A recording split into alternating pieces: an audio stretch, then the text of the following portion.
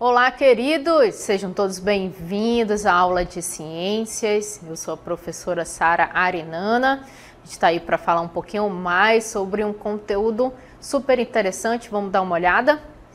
Olha aí, o nosso objeto de conhecimento é Programas e Indicadores de Saúde Pública. O nosso detalhamento é sobre vacinas previstas no calendário nacional de vacinação, tecnologias na produção e conservação de alimentos e nas diversas dimensões da vida humana. Muito bem, a gente vai falar aí sobre vacinas, sobre biotecnologia. Então já deixa o seu caderno aí a posto para você fazer as suas anotações. E vamos lá, vamos para a nossa aula.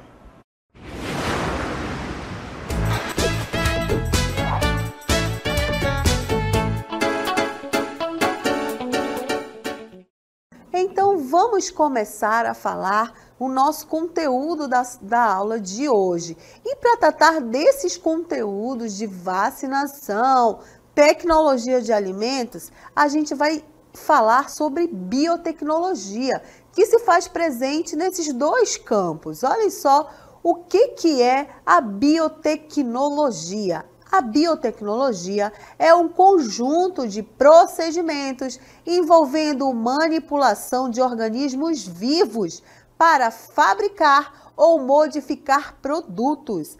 A palavra tem origem grega. Bio significa vida e tecnos remete à técnica e logos quer dizer conhecimento. Então, a biotecnologia é esse desenvolvimento dos conceitos biológicos com tecnologia que é aplicado no nosso dia a dia para a manipulação de alimentos para o nosso dia a dia. Vocês vão verificar durante a nossa aula que muitas das coisas que nós temos em casa, que nós convivemos e que nós consumimos, tem biotecnologia. Acompanhem comigo a nossa cartela. Olha só, a biotecnologia tem sido utilizada pela espécie humana desde a antiguidade. Olha só, apesar de parecer um termo novo, mas já se utilizavam técnicas de biotecnologia no passado, na antiguidade, na nossa humanidade. Isso porque, em seu sentido mais amplo, a biotecnologia compreende a aplicação de micro-organismos, plantas e animais para obtenção de processos e produtos de interesse para a sociedade. Dessa forma, desde que utilizamos micro-organismos para fermentar pães, bebidas e outros alimentos, já estávamos realizando biotecnologia. Observem aí nessa imagem que a gente tem uma garrafa de vinho. O vinho é um processo de fermentação das uvas, né? Leveduras de bactérias fazem essa fermentação. Os pães também.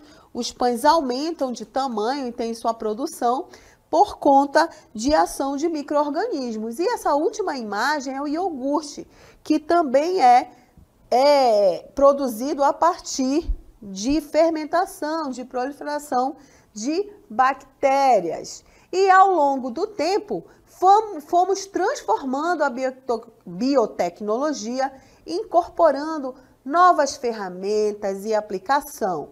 O avanço nos conhecimentos sobre genética, que é o estudo dos genes, né?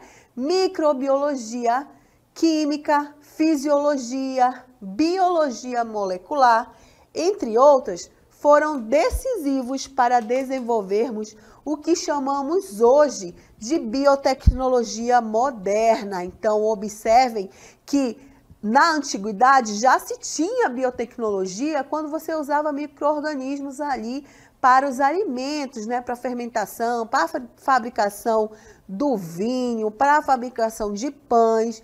Isso é o que a gente chamou de biotecnologia mais clássica.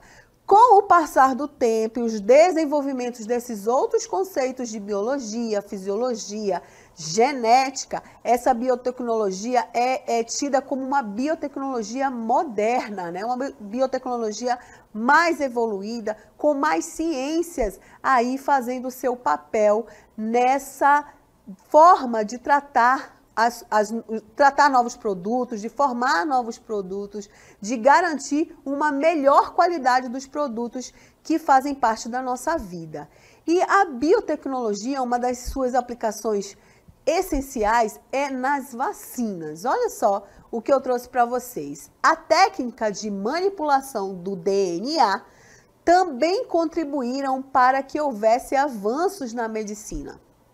Diversas vacinas foram desenvolvidas por meio de técnicas da biotecnologia moderna. Atualmente, essa área se tornou um importante aliado para a saúde pública, através da criação de vacinas para diversas doenças, sendo a melhor alternativa para combater doenças endêmicas e surtos epidêmicos. A gente já sabe o que é uma doença endêmica, a gente já conhece esse conceito de surtos e a biotecnologia tem aí sido eficaz, eficiente na sua participação na construção de vacinas.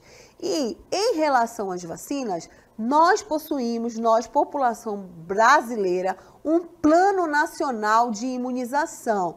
E o que é isso, professora? Esse Plano Nacional de Imunização é um pacote, podemos dizer assim, um pacote de vacinas em que, em referência à sua idade, você precisa tomar. Observem comigo aí na nossa cartela, olha só.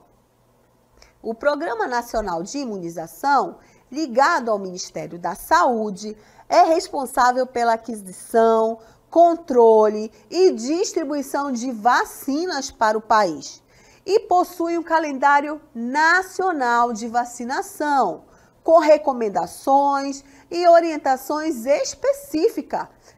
específicas para crianças, adolescentes, adultos, gestantes, idosos e indígenas. Então, esse Programa Nacional de Imunização, ele disponibiliza aí datas que se tem campanhas de vacina. Vocês com certeza já viram aí em algum momento um dia de vacinação, o dia D de vacinação, sábado, campanha de vacinação contra o sarampo, contra a gripe, as idades que podem tomar aquela vacina. Por quê? Porque em relação à sua idade, existe uma obrigatoriedade de vacinas, né?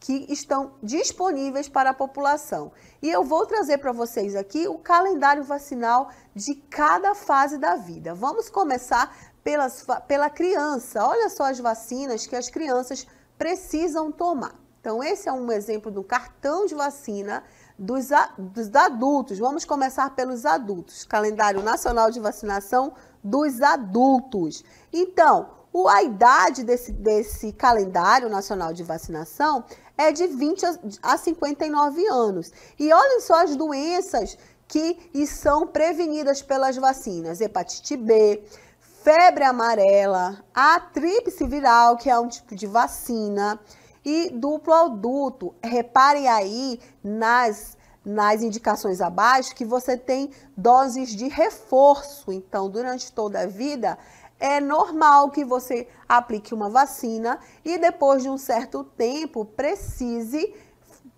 tomar uma dose de reforço. Nessa última, por exemplo, você tem aí, 3 doses na vida e reforço a cada 10 anos. Verificar a situação vacinal. Então, esse é um calendário de vacinação de adultos, que os adultos precisam tomar. O outro calendário é dos idosos. Olha só, o calendário nacional de vacinação dos idosos. A idade é entre 60 anos ou mais, então acima de 60 anos.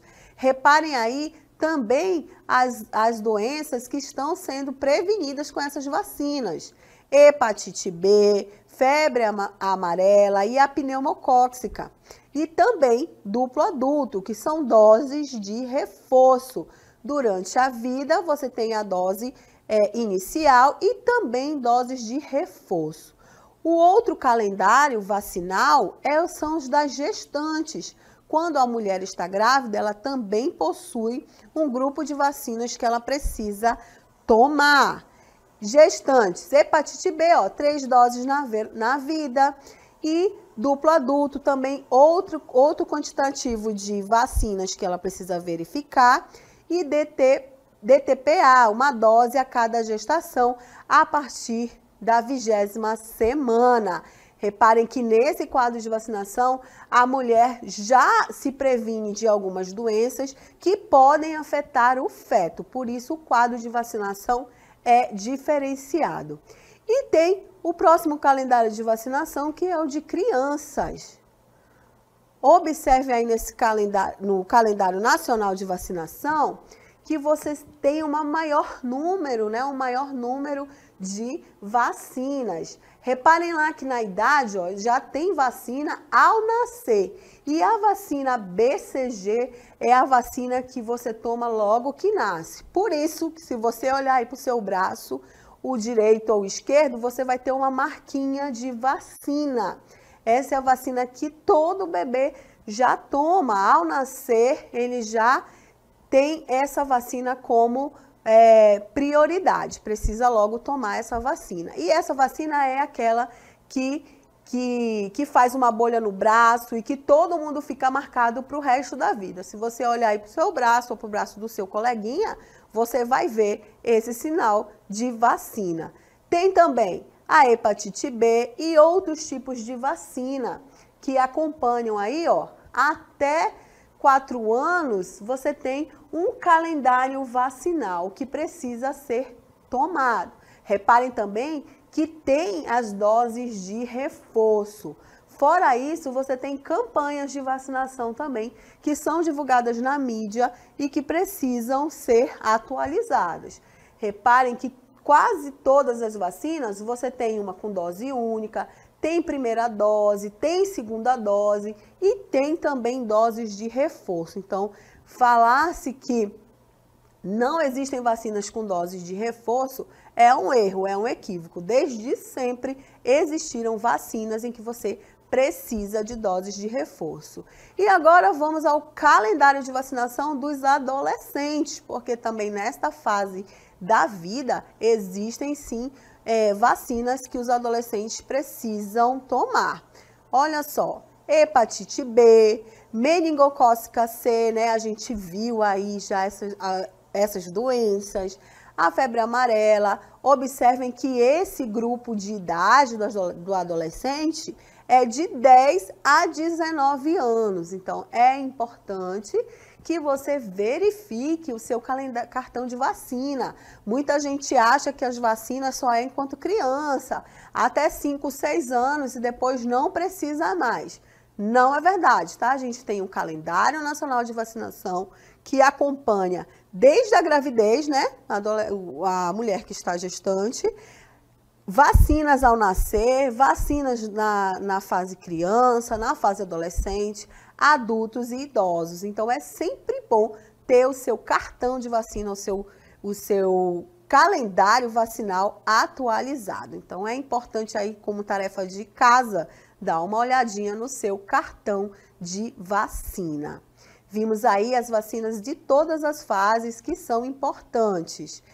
E isso é uma aplicação que eu trouxe para vocês da biotecnologia, aí nessa produção de vacinas. A biotecnologia, ela tem um forte papel na saúde. E um exemplo disso é a insulina humana, fabricada por bactérias GM. Olha só, uma bactéria geneticamente modificada para uso em pacientes diabéticos. Quem é diabético tem aí uma deficiência na produção de insulina.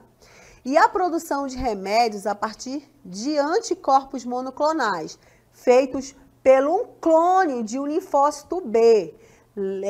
Em outras aulas, vocês já viram aí o conteúdo sobre linfócito B.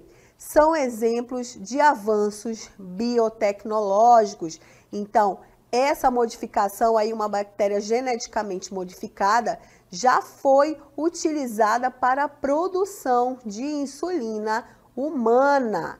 Até a década de 80, olha só, a insulina era extraída de bois e porcos e causava efeitos colaterais nos usuários. Então, a biotecnologia veio aí, né, fazer esse processo de construir a insulina a partir de uma bactéria geneticamente modificada que evitava, que diminuiu esses efeitos colaterais nos usuários, né? Os diabéticos, eles não produzem insulina, que é uma enzima capaz aí de sintetizar a glicose do nosso corpo. Então, como os diabéticos têm essa deficiência, eles precisam de insulina, de aplicação de insulina. Então, a biotecnologia conseguiu chegar aí a um ponto de produzir insulina humana com uma bactéria geneticamente modificada, sendo que em 1980 eles já disponibilizavam insulina, mas ela causava vários efeitos colaterais e eram extraídas aí, como vocês viram, de bois, né, de porcos, que produziam essa insulina para serem aplicadas em humanos. Já era um papel, né, de biotecnologia, mas uma biotecnologia mais moderna conseguiu trabalhar aí com uma bactéria geneticamente modificada. Há também aplicações da biotecnologia na química. Vamos saber? No sabão em pó, enzimas resistentes às condições do processo de lavagem, produzidas por bactérias também geneticamente modificadas, são usadas para degradar gorduras, carboidratos e proteínas nos tecidos sujos, sendo um belo exemplo do que a biotecnologia aplicada, o que é a biotecnologia aplicada à indústria química.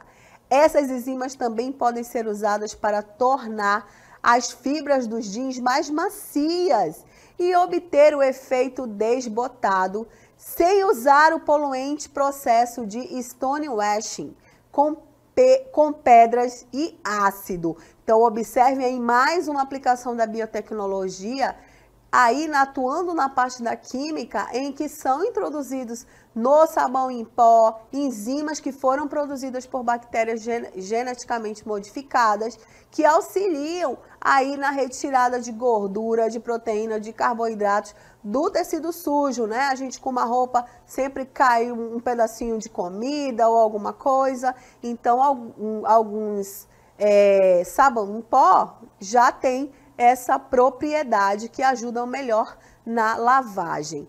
Outra aplicação da biotecnologia é na agricultura. Podemos dizer até que na agricultura ela tem um grande papel. Além das plantas resistentes a insetos e tolerantes a herbicidas, o uso da biotecnologia também pode levar ao desenvolvimento de variedades mais resistentes a doenças, alimentos de maior valor nutritivo, cultivares adaptadas e fazendas urbanas, e plantas mais adaptadas às diversidades climáticas, como a seca. Então, na agricultura, a biotecnologia, ela vem transformando, fazendo plantas mais resistentes. O que a biotecnologia faz? Ela altera geneticamente, né, os genes dessas plantas, introduzindo aí um material que vai ser reproduzido, trazendo aí essas plantas com maior valor nutritivo. E aí vocês já devem ter escutado em frutas sem semente, por exemplo, melancia sem semente. Isso é um passo, uma aplicação da biotecnologia, essas modificações genéticas que fazem aí nas plantas. Por isso que a imagem que está trazendo aí é uma cientista com várias plantas, né? Está aí, ó, trazendo modificações genéticas, analisando aí microscopicamente as plantas, como uma forma de mostrar que a biotecnologia pode trazer aí plantas mais resistentes, produzindo alimentos com maior valor nutricional. Em relação a isso, aos alimentos que são produzidos, nós vamos falar sobre os alimentos transgênicos, que são os alimentos que são gerados a partir dessas mudanças genéticas.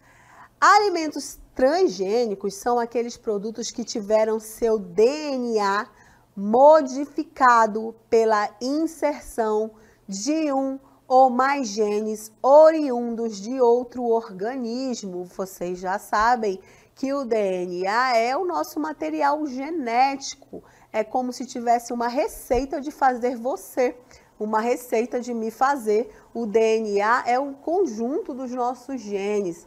Então, os alimentos transgênicos, eles têm uma modificação, coloca um pouquinho mais desse gene, retira, pega de outro organismo e faz essa manipulação, e aí vai gerar um outro alimento, um alimento mais resistente, um alimento maior, um alimento resistente a insetos. E eu trouxe para vocês aqui algumas plantas transgênicas que são usadas como alimentos em todo o mundo. Olha só, verifiquem se vocês conhecem esses alimentos. A gente tem aí, ó, a berinjela, beterraba, melão, batatas, milho, cana-de-açúcar, trigo, soja, canola e girassol. São plantas transgênicas usadas, né, em alimentos no mundo todo. Então, essas plantas têm aí o seu DNA modificado para que possam crescer mais resistentes e até com valor nutricional maior. Reparem aí que a gente está falando de vegetais, né? A gente sempre falou muito da biotecnologia aplicada aí à agricultura, à produção de alimentos, né? De frutas, de frutos, de legumes, de vegetais. Mas também recentemente alguns animais foram feitos para alimentação humana, sendo transgênicos.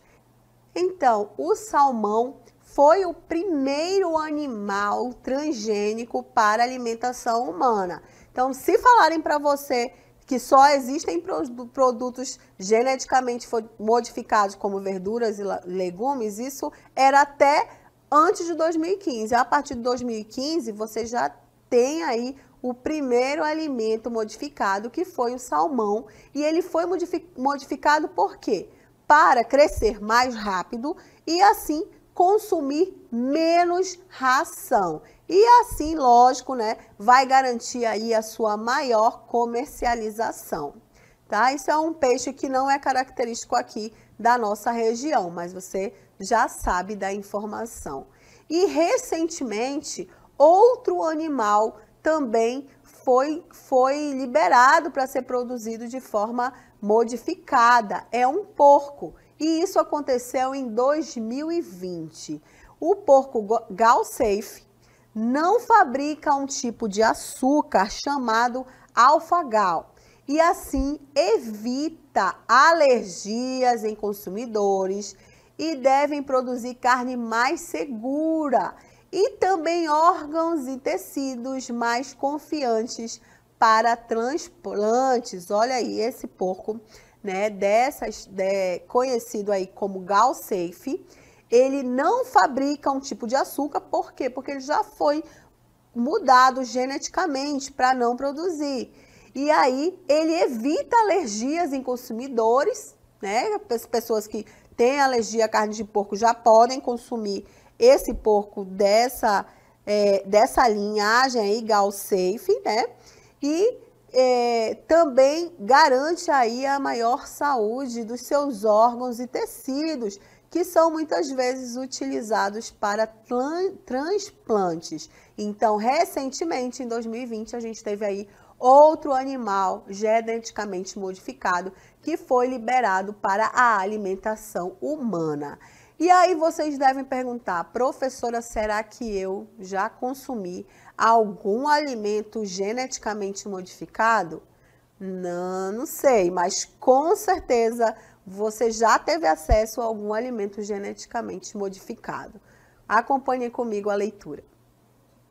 Provavelmente todos consomem alimentos geneticamente modificados.